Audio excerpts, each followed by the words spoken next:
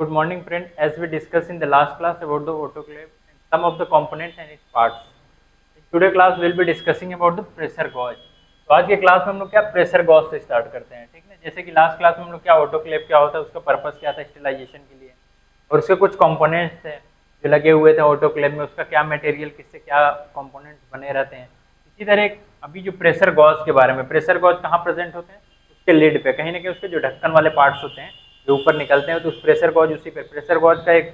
Normal सा अगर देखा जाए तो क्या प्रेशर नापने के लिए वो यूज होते हैं। अब इसमें देखते हैं प्रेशर गॉज होता है क्या। बोला कि pressure gauge is present on the lid of the autoclave to indicate the pressure created in the autoclave during the sterilization. बोला कि प्रेशर गॉज कहाँ प्रेजेंट रहते हैं, जैसे कि इसमें फिगर में भी देखा गया, जो लीड पार्ट होता है, मतलब जो ऊपरी पार्ट है उसके ऊपर क्या एक मीटर की तरह उसमें लगा रहता है, तो वो क्या होता है प्रेशर गॉज जो प्रेजेंट रहता है, वो क्या वो इंडिकेट करेगा कि अंदर कितना प्रेशर जनरेट हुआ है, उसके लिए यूज होते हैं, ठीक ना। फिर अगला है कि the pressure gauge is essential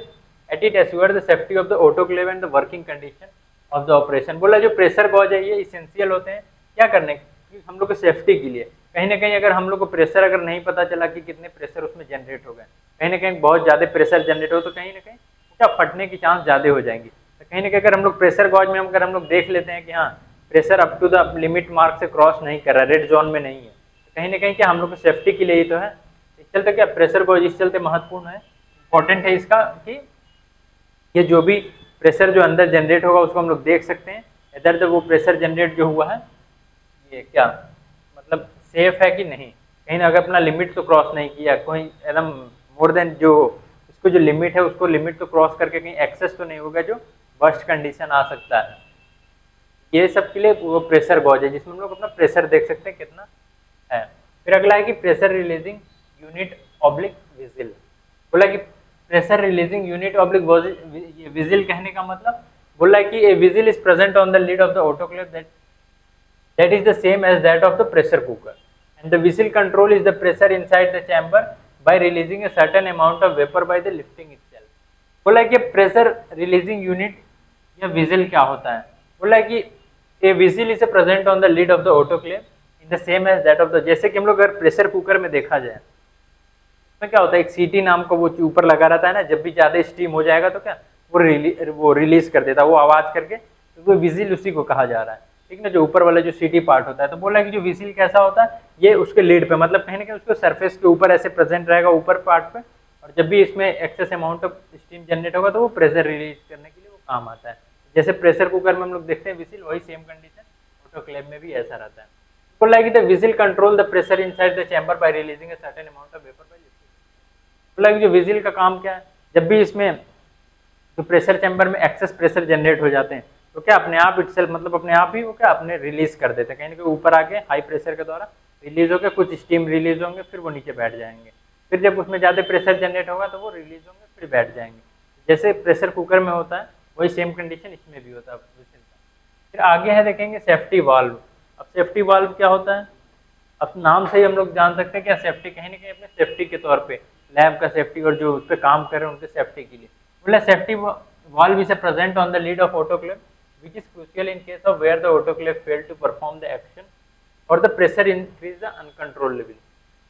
बोला कि सेफ्टी वाल्व का काम क्या है, ये प्रेजेंट होंगे किसके, ये भी देखेंगे सेफ्टी वाल्व वो जो ढक्कन वाला पार्ट जो है ऑटोक्लेव का उसके ऊपर ये प्रेजेंट होते हैं। इसका काम क्या है, ये क्रूशियल काम इसका है जब भी ऑटोक्लेव फेल हो जाते हैं, मतलब हो सके उसका प्रेशर गॉज नहीं पता चल रहा है या क्या है बहुत ज्यादा एक्सटेंड हो सके उसमें कुछ फंसे रहे जो प्रेशर गॉज वो अपना वो टेम्परेचर ना बता पाए, तो कहीं ना कहीं क्या ऑटोक्लेव फेल हो रहा है, तो उस कंडीशन में सेफ्टी वाल्व जो रहेंगे वो स्नॉर्कल देंगे, विसिल हो जाएंगे, विसिल करेंगे तो उससे हम लोग को पता चल जाएगा कि हाँ सेफ्टी वाल्व अभी काम कर रहा है, वो कहीं ना कहीं जब भी ऑटोक्लेव फेल होगा तो उस समय हम लोग को हेल्प मिल सकता है इससे। फिर अगला है कि the valve as a thin layer of a rubber that burst itself to release the pressure and void a danger of exploration. अब वाल्व में क्या लगा रहा है, जैसे सेफ्टी वाल्व में देखा जाए तो एक छोटी सी पतली सी रबड़ लगी रहती है, जब भी उसमें ज्यादा प्रेशर क्रिएट होगा तो वो क्या होगा रबड़ जो रहेगा अंदर का वो रैप्चर हो जाएगा, कहीं ना कहीं फट जाएगा, जब फट जाएगा तो जो उस पर सेफ्टी वाल्व पे जो विसिल लगी रहेंगी वो बजने लगेंगी, उससे हम लोग को क्या बजने इन द सेंस जैसे प्रेशर कुकर में प्रेशर रिलीज होता है सेम कंडीशन इसमें भी रहेगा, तो जो विसिल उड़ जाएगी तो प्रेशर रिलीज होने से हम लोग को पता चल जाएगा कि कहीं ना कहीं अंदर ज्यादा प्रेशर रिलीज होगा था, इसके वजह से प्रेशर ये सेफ्टी वाल्व खुल चुका है, ये सेफ्टी वाल्व का मतलब ये एक हो चुका है। फिर अगला है कि steam generator oblique electrical heater. अब स्टीम जनरेटर या ऑब्लिक इलेक्ट्रिकल हीटर, इसका कहने का मतलब ये है कि जैसे जो ऑटोक्लेव है, ऑटोक्लेव किसके बेसिस पे, कहीं ना कहीं उसमें स्टीम जो जनरेट हो रहे हैं कहाँ से हो रहे हैं, कहीं ना हो सके उसमें कुछ इलेक्ट्रिकल हीटर्स लगे रहे हैं जो जनरेट करते हैं, मतलब वो जब गर्म होंगे तो फिर उसके बाद ही तो जो पानी उसमें रखे रहेंगे जो बॉइल्ड होंगे, जब बॉइल्ड होंगे तो उसमें से क्या वेपर फॉर्म में स्टीम निकलेगा। स्टीम को अब इसी चलते इसमें क्या steam generator oblique electrical heater के बारे में अब बात किया जा रहा है। बोला कि इलेक्ट्रिकल स्टीम जनरेटर और boiler is present in the of the chamber that use an electrical heating system to heat the water and generate steam in the inner and outer chamber। बोला कि जो इलेक्ट्रिकल स्टीम जनरेटर देखा जाए या boiler जो रहते हैं जो प्रेजेंट होंगे कहाँ पे, अंदर चैम्बर के नीचे वो प्रेजेंट होंगे, और वही क्या करेंगे जो भी इसमें हीट होंगे जो वेपर फॉर्म होंगे इन्हीं की वजह से फॉर्म होंगे, वो क्या होगा जब भी ऑन होंगे तो वो हीट रिलीज करेंगे जिसकी वजह से जो भी वाटर कंटेंट और जो भी है वो वेपर फॉर्म में रिलीज होंगे। अगला है कि the level of water present in the inner chamber is vital as is the water is not sufficient there are chances of burning of the heating system. हो सके अगर हम लोग उसमें पानी चैम्बर में नहीं रखे हैं तो कहीं ना कहीं क्या होगा, पानी वो हीटर जो सिस्टम अपने पास है वो बर्स्ट हो सकते हैं कहीं ना, जब क्योंकि हीट उसमें ट्रांसफर नहीं होगा। अगर एक सटीक एग्जांपल के तौर पे देखा जाए, सपोज दैट एक नीचे हीटर लगी है और ऊपर एक हम लोग बकेट स्टील बकेट रखे हैं, अगर उसमें हम लोग पानी नहीं रखे तो कहीं ना कहीं क्या होगा जो भी पूरा एलिमेंट है वो उसको डिस्ट्रॉय कर सकता है, और जब उसमें पानी देंगे तो कहीं ना कहीं वो हीट कहाँ, वो स्टीम वो ट्रांसफर होंगे किसमें, वाटर में, वाटर में जब भी वो ट्रांसफर होंगे तो कहीं ना कहीं हीट भी एक दूसरे से वो डिस्ट्रीब्यूट हो जाएंगे, तो इसमें इस केस में क्या होगा वो डैमेज होने की चांसेस कम हो जाएंगे। अब अगला है कि similarly if the water is more than necessary it might be interfere with the tray and the other component present inside the chamber. बोला कि अगर वाटर ज़्यादा नेसेसरी होते हैं, अगर उसमें कोई दिक्कत आए तो हो सके क्या जो भी कंपोनेंट्स और जो भी उसमें वो प्रेजेंट है चैम्बर में उसको डिस्ट्रॉय कर सकते हैं। इस चलते वाटर को ज़्यादा नेसेसरी माना जाता है इस केस में, क्योंकि वो पूरा उसी के बेस पे काम करता है। उसमें वाटर अगर ऐसे बस हीटर ऑन कर देंगे तो वो स्टेलाइजेशन के पर्पज से यूज़ नहीं होंगे, कहीं ना कहीं जो वाटर उसमें हम जो भी रखेंगे वो स्टीम फॉर्म में आएंगे, फिर स्टीम फॉर्म में जब एक्सेस होंगे तो वो बहुत हाई प्रेशर जनरेट करेंगे, जब ज़्यादा प्रेशर जनरेट करेंगे तो फिर उसमें जो भी बैक्टीरिया वायरस माइक्रोब्स है उसको किल कर सकते हैं। अब अगला क्या है हम लोग का वैक्यूम जनरेटर। बोल रहा है कि vacuum generator in some type of autoclave a separate vacuum generator is present which pull out the air from the inside end of the chamber to create a vacuum inside the chamber. बोला कि कुछ autoclave में देखा जाए तो vacuum chamber हमको देखने को मिल सकता है, वो क्या करेगा सेपरेट कर देगा वैक्यूम जनरेटर जो प्रेजेंट होंगे कहाँ एयर में, जो भी वैक्यूम प्रेजेंट है उसको सेपरेट करने का काम ये वैक्यूम जनरेटर का काम रहता है। बोला कि the presence of some air pockets inside the chamber might support the growth of the bacteria micro organism, this is why the vacuum chamber is an important component of an autoclave. बोला कि हो सके जब भी हम लोग autoclave जब हो सके उसमें कुछ पॉकेट कहने का मतलब छोटे अमाउंट ऑफ एयर, अगर छोटे अमाउंट ऑफ एयर हो सके प्रेजेंट है वो हो सके उस बैक्टीरिया को ग्रो करने के लिए सपोर्ट कर सके, इस चलते वैक्यूम वो चैम्बर का काम उसको सक कर लेंगे, उसको निकाल लेगा, कहीं ना कहीं वो वैक्यूम क्रिएट करके वो जो एयर फॉर्म है उसको निकाल लेगा। तो जब एयर फॉर्म निकल जाएंगे तो कहीं ना कहीं जो भी बैक्टीरिया वायरस जिसमें ग्रो करने का वो होगा वो नहीं ग्रो करेंगे, इस चलते वैक्यूम चैम्बर का उसमें यूज आता है।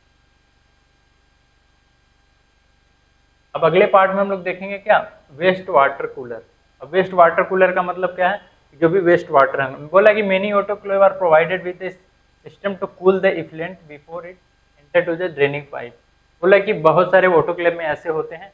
जो भी ऑटोक्लेव जब भी हम उसको ऑन करेंगे ना, जो भी उसमें वाटर कंटेंट होते हैं उसको हम लोग क्या डायरेक्टली हम लोग ड्रेन कर देते हैं, ड्रेन करेंगे मतलब उसको तुरंत पानी नाला में तुरंत हम लोग उसको बहवा सकते हैं, ये वेस्ट वाटर कूलर का है। बोला कि the system prevent any damage to the drainage pipe due to the boiling water being sent out to the autoclave.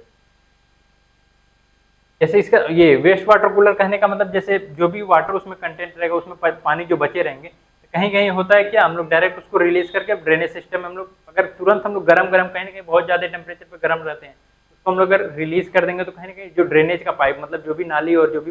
Pipe जो ड्रेनेज सिस्टम में लगी हो तो कहीं उसको डैमेज कर सकता है। कुछ ऐसे सिस्टम रहता है जो उसको कूल कर देंगे, जब ठंडा कर देंगे उसके बाद उसको रिलीज कर सकते हैं। इस केस में क्या होगा जो भी ड्रेनेज का पाइप वगैरह है वो बचे रहेंगे। और अभी तक इस क्लास में हम लोग क्या देखे कि ये इसके कंपोनेंट्स क्या हैं ऑटोक्लेव के, व्हाट इज पर्पस और इसके यूज क्या है किस। अब अगले क्लास में हम लोग क्या इसके प्रिंसिपल के बारे में डिस्कस करेंगे। ये पूरा क्लास अभी क्या एक नॉर्मल एक बेसिक सा ऑटोक्लेव क्या है, उसके क्या कंपोनेंट्स हैं और नॉर्मली ये यूज किए होते हैं और इसमें मॉइस्ट हीट जनरेट होते हैं,